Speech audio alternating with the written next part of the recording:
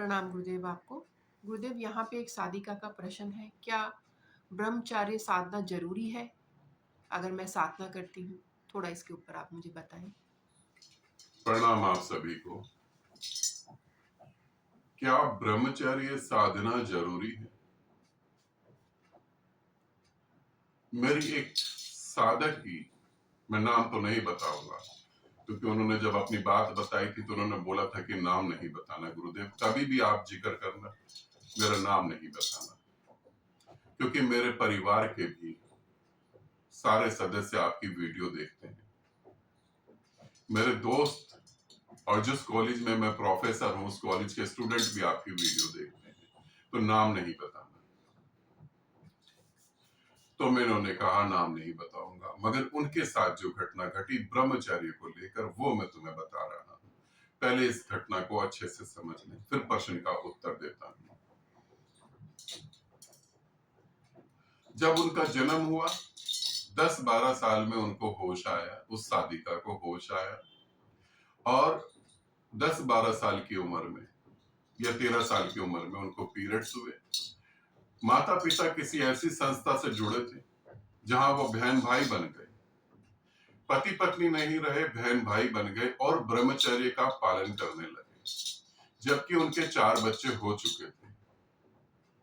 उसके बाद उस लड़की के ऊपर भी काफी जोर दिया गया कि तुम ब्रह्मचर्य का पालन करो, ब्रह्मचर्य से परमात्मा मिलेगा, शिव के दर्शन होंगे, ब्रह्मचर्य से चेहरे पे तेज आएगा, ब्रह्मचर्य से ये होगा, ब्रह्मचर्य से वो होगा। उनके घर में लड़कों को भी समझाया गया और लड़कियों को भी समझाया गया। अब ये साधिका बात को जरा सीरियस ले गई। इसने ये तो ना सोचा कि 4 बच्चे करने के बाद इनको होश आया ब्रह्मचर्य, और 4 बच्चे तो फिजिकल तौर पे इस समय संसार में हैं, इसके अलावा और भी कुछ हुए होंगे जो हुए ही नहीं। और ऐसा तो नहीं कि बच्चे के लिए ही संबंध बनाए गए होंगे। अब उस उम्र में वासना से इतना पक गए होंगे तो ब्रह्मचर्य याद आ गया, उसे ये तो समझ आई नहीं। अब वो ब्रह्मचर्य को साधने लगी। स्कूल में, उस समय स्कूल में लड़कियां थी तो लड़कियां ही थी, उस समय लड़के और लड़कियां इकट्ठे नहीं पढ़ते थे। 12वीं क्लास तक वो लड़कियों के साथ ही पढ़ी और ब्रह्मचर्य पे बहुत अच्छे से मेहनत करने लगी। जब कॉलेज जाना हुआ तो लड़कों से उसको चिढ़ हो गई, लड़के उसे अब पसंद नहीं आ रहे थे। क्यों पसंद नहीं आ रहे थे? लड़के दिखने के कारण अंदर वासना जागने लगती थी, अंदर की वासना जागृत हो जाती थी।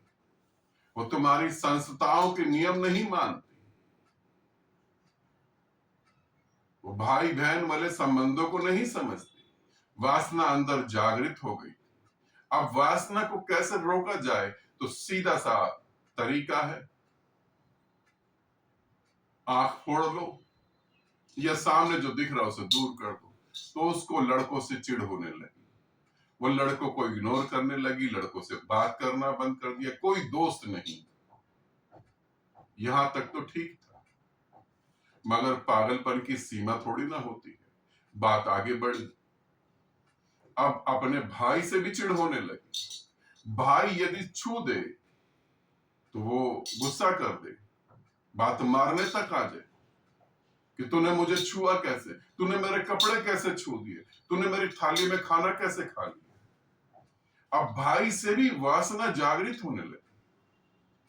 अब बात थोड़ी और बढ़ी, अब पिता भी दुश्मन की तरह लगने लगा,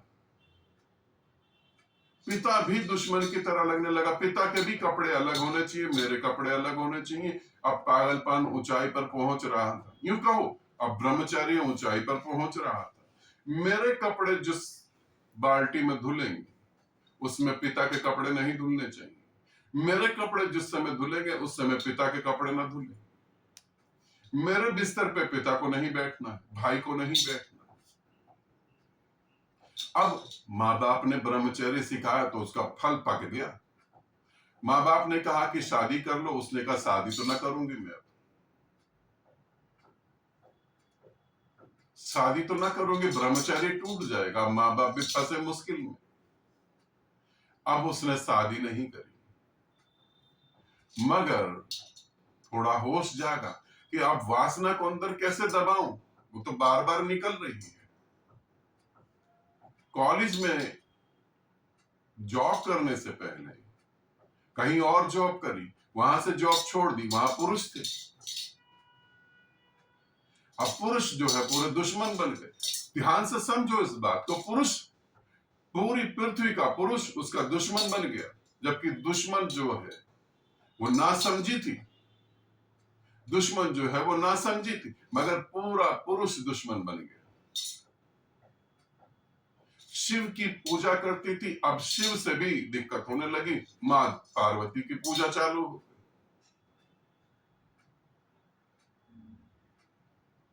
अब धीरे धीरे बात बढ़ती चली गई। अब तुम वासना को कंट्रोल कर सकते हो, वासना को दबा सकते हो, कोई बड़ी बात नहीं। जिद करो तो ये कर भी सकते हो, मगर सपनों का क्या करोगे तुम? अब सपने में वासना जागृत होने लगी। अब कोई देवता आया और देवता ने उसके साथ संभोग करा और सपने में ही ब्रह्मचारी डगमगाने लगा, ब्रह्मचारी टूटने लगा। अब ब्रह्मचारी की धज्जियां उड़ने लगी। अब उसने उस संस्था से पूछा कि अब मैं क्या करूं? उन्होंने कहा इसका उत्तर हमारे पास नहीं। अब बात और आगे बढ़ी। अब देवी देवता आते तो कुछ बुरा नहीं, देवता है, चलो कर लो। अब ब्रह्मचारी तो टूट ही रहा, अब भूत प्रेत भी आगे उसके पीछे। अब ये सपने में होता तो ठीक था, अब जागते जागते सामने उसे भूत प्रेत दिखने लगे। अब भूत प्रेत भी बलात्कार करने लगे। अब हार के जो है प्रोफेसर की जॉब को भी छोड़ना पड़ा, क्योंकि जब बच्चों को पढ़ाने जाए तो वहां भूत प्रेत दिखे।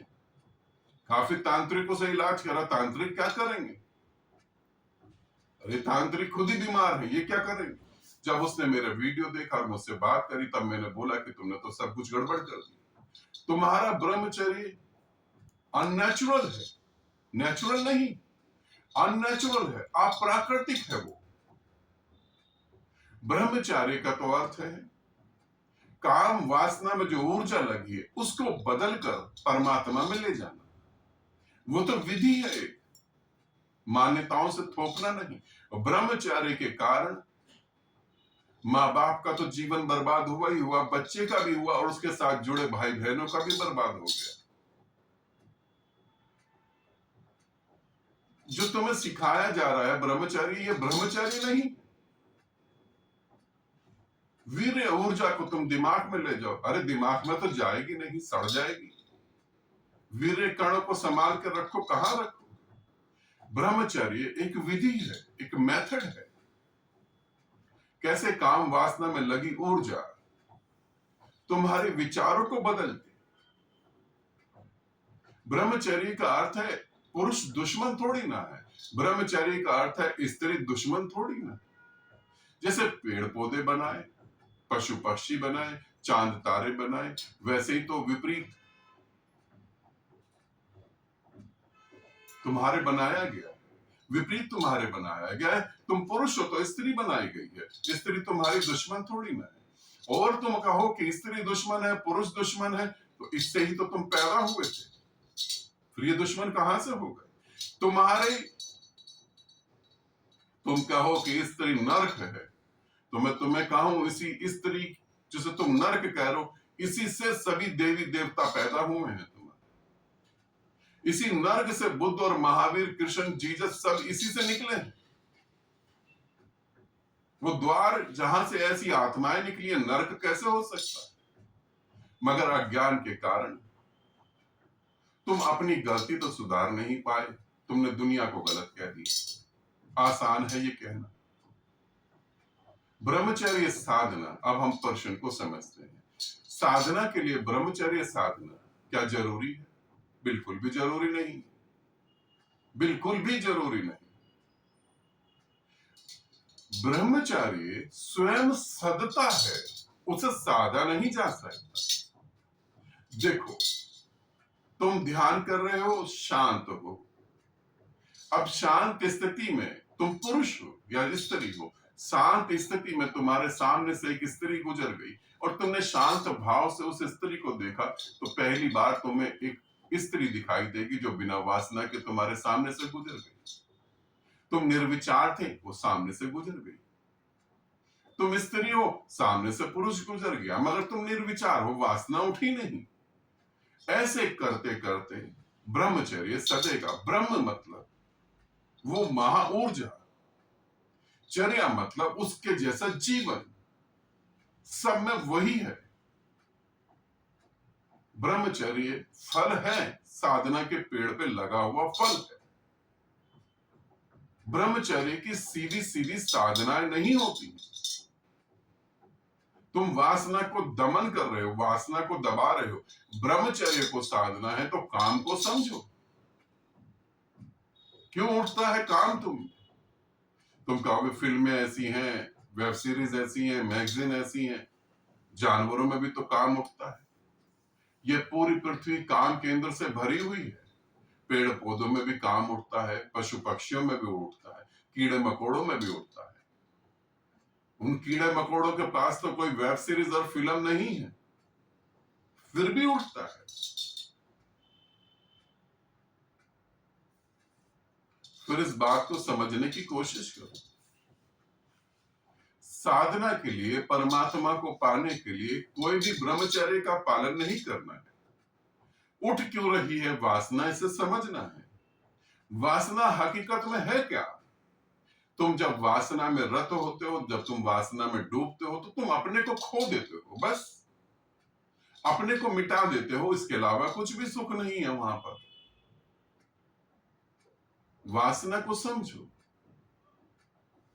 तभी स्वयं ब्रह्मचर्य सदेगा, वरना ब्रह्मचर्य साधने के चक्कर में, और खास तौर के इंडिया में ब्रह्मचर्य साधने के चक्कर में तो जनसंख्या कहां पहुंच गई। और तुम्हें भी वो साधु संत बड़े अच्छे लगते हैं जो कहते हैं हम ब्रह्मचर्य सदवा रहे हैं, हम ब्रह्मचर्य साध रहे हैं। विवेकानंद की किताब पढ़ लो और उल्टी सीधी किताब पढ़ लो। विवेकानंद को समाधि घटी थी, फिर ब्रह्मचर्य अपने आप ही सद गया। उससे पहले ब्रह्मचर्य नहीं सदा था। जिनको समाधि घटित होती है उनको ब्रह्मचर्य स्वयं घटित होता है। गांधी ने कोई ध्यान साधना नहीं करी, मगर वो पूरी जिंदगी ब्रह्मचर्य साधते रहे और अंततः ब्रह्मचर्य नहीं सदा, अंततः नहीं सदा। वो ब्रह्मचर्य की बड़ी चर्चा भी करते रहे, लोगों को बताते भी रहे, खुद ही से नहीं सदा। नहीं, ब्रह्मचर्य सीधे सीधे नहीं साधा जा सकता। और जरूरत ही क्या है, परमात्मा तो वैसे भी मिल सकता है। परमात्मा अलग है। जीवन में परमात्मा के पांव चरण पड़ने चाहिए, वो जरूरी है। और उसके लिए बहुत सारी साधनाएं हैं। जरूरी नहीं ब्रह्मचर्य साधो। ब्रह्मचर्य को पकड़कर काम वासना को दमन करके अपना जीवन नरक ना करो, अपने परिवार का जीवन नरक ना करो। जैसे जैसे तुम निर्विचार होगे, ऊर्जा ऊपर की तरफ उठेगी। जैसे जैसे ऊर्जा ऊपर की तरफ उठेगी, तुम्हारे दिमाग में और तंतु बनेंगे, दिमाग और एक्टिव होगा, और विराट के बारे में सोच पाएगा, और बड़ी चीजों के बारे में सोच पाएगा, और कुछ बड़ा करने की सोचेगा। मगर वासना को दबाओगे तो जिंदगी में दुश्मन दिखाई देगा, विपरीत सेक्स। ये दिखाई देगा कि स्त्री हो तो पुरुष नरक है, यही फंसोगे और यही मर जाओगे, कुछ भी घटित नहीं होगा। इसका ध्यान रखना। आनंदित रहो, सदा खुश रहो। बहुत बहुत प्रेम आप सभी।